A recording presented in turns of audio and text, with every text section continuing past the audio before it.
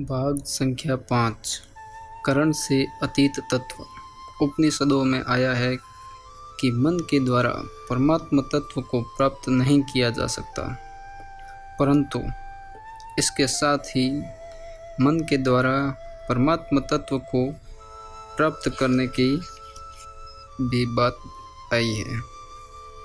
इन दोनों बातों का सामंजस्य कैसे हो, इस पर कुछ विचार किया जाता है। परमात्म तत्व को प्राप्त करने के साधन दो प्रकार के हैं, करण सापेक्ष अर्थात क्रिया प्रधान साधन और करण निरपेक्ष अर्थात विवेक प्रधान साधन। करण सापेक्ष साधन में अंतःकरण की प्रधानता रहती है और करण निरपेक्ष साधन में विवेक पूर्वक अंतःकरण से संबंध विच्छेद की प्रधानता रहती है। अतः उपनिषदों में आए यन्मनसा न मुनते आदि पदों में करण निरपेक्ष साधन की बात कही गई है और मन सेवानो द्रष्टव्यम पद में करण सापेक्ष साधन ध्यान योग की बात कही गई है। साधन चाहे करण सापेक्ष हो चाहे करण निरपेक्ष हो, परमात्म तत्व की प्राप्ति करण निरपेक्षता से अर्थात विवेक की प्रधानता से ही होती है। कारण कि परमात्म तत्व करण से अतीत है, अतः कोई भी करण वहाँ तक नहीं पहुँचता।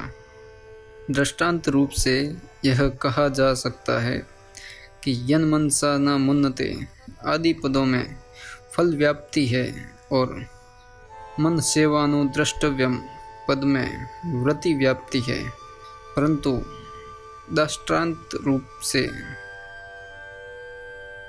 यह बात ठीक नहीं बैठती। वास्तव में परमात्म तत्व की प्राप्ति में न वृत्ति व्याप्ति चलती है न फल व्याप्ति। परमात्म तत्व की प्राप्ति में वृत्ति व्याप्ति तभी हो सकती है जब वह वृत्ति मन बुद्धि का विषय हो, परंतु वह वृत्ति का विषय है ही नहीं। वृत्ति वहाँ तक पहुँचती ही नहीं। करण रहित परमात्म तत्व में वृत्ति करण कैसे संभव है? अनुत्पन्न निर्विकल्प तत्व में उत्पन्न और नष्ट होने वाली वृत्ति कैसे हो सकती है? यदि चेतन तत्व में वृत्ति माने तो वह गुणातीत एवं निर्विकार कैसे हुआ? पकड़ में आने वाली चीज़ छोटी होती है और पकड़ने वाला बड़ा होता है। नेत्रों से वही वस्तु दिखती है जो नेत्रों की पकड़ में आती है। इंद्रियों से उसी वस्तु का ज्ञान होता है जो इंद्रियों से छोटा होता है। कार्य में कारण तो रहता है, पर कार्य के अंतर्गत कारण नहीं आ सकता। जैसे घड़े में पृथ्वी मिट्टी तो रहती है, पर घड़े के अंतर्गत पृथ्वी नहीं आ सकती। प्रकृति कारण है और वृत्ति कार्य है। जब वृत्ति से प्रकृति को भी नहीं पकड़ा जा सकता, तो फिर प्रकृति से अतीत परमात्म तत्व को कैसे पकड़ा जा सकता है?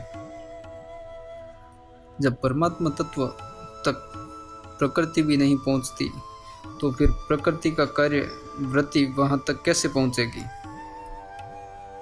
मन सेवानु द्रष्टव्यम में मन का सांसारिक विषयों से जड़ता से विमुख होना है। मन जड़ता से तो हट जाता है और चेतन तत्व को पकड़ नहीं सकता, तब वह थककर स्वतः शांत हो जाता है। तात्पर्य है कि ध्यान योग में साधक अपने मन को संसार से हटाकर परमात्मा में लगाने का अभ्यास करता है। मन का संसार से हटना ही परमात्मा में लगना है। अतः वृत्ति केवल संसार के त्याग में ही काम आती है। जैसे लकड़ी को जलाकर अग्नि भी स्वतः शांत हो जाती है, ऐसे ही संसार का त्याग होने पर वृत्ति का भी स्वतः त्याग हो जाता है।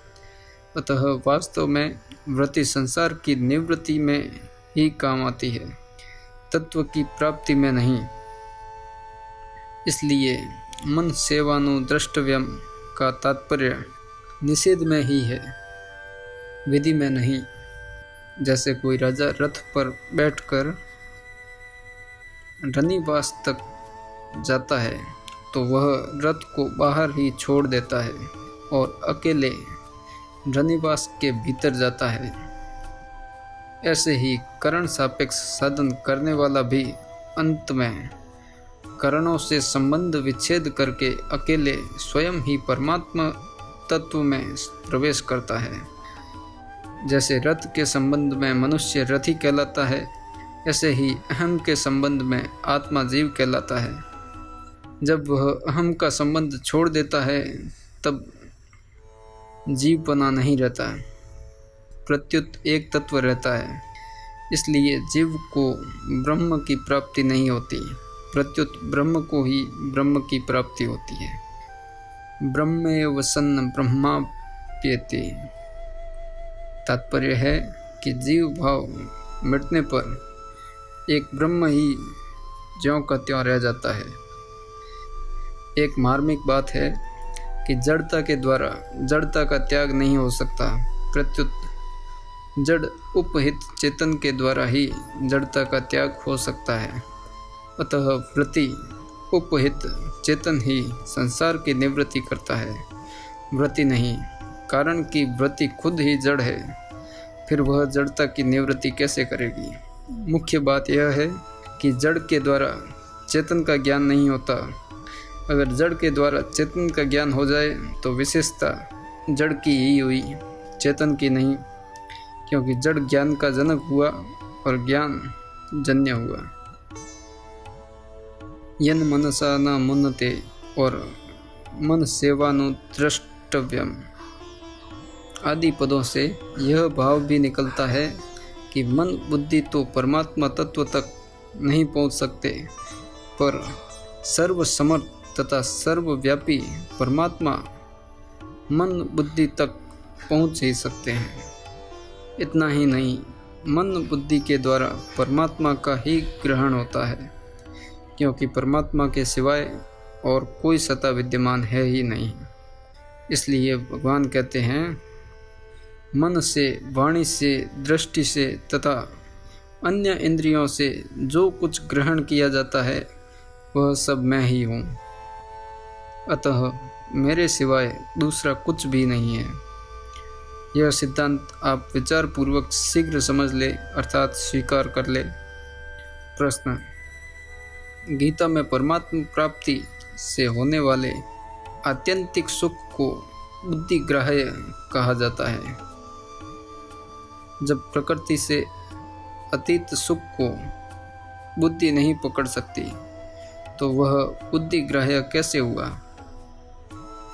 उत्तर: आत्यंतिक सुख को बुद्धिग्राह्य कहने का यह तात्पर्य नहीं है कि वह बुद्धि की पकड़ में आने वाला है।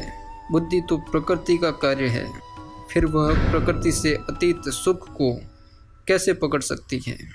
इसलिए अविनाशी सुख को बुद्धिग्राह्य कहने का तात्पर्य उस सुख को तामस सुख से विलक्षण बताने में ही है। निद्रा, आलस्य और प्रमाद से उत्पन्न होने वाला सुख तामस होता है। गाढ़ निद्रा सुषुप्ति में बुद्धि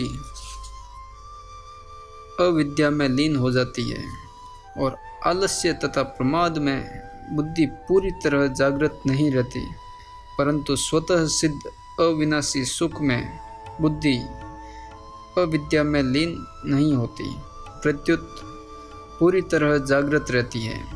अतः बुद्धि की जागृति की दृष्टि से ही उसको बुद्धिग्राह्य कहा गया है। वास्तव में बुद्धि वहाँ तक पहुँचती ही नहीं।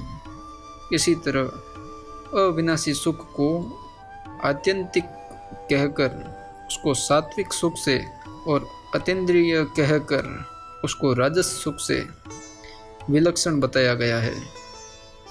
जैसे दर्पण में सूर्य नहीं आता, प्रत्युत सूर्य का बिंब आता है, ऐसे ही बुद्धि में वह आत्यंतिक सुख नहीं आता, प्रत्युत उस सुख का बिंब आभास आता है।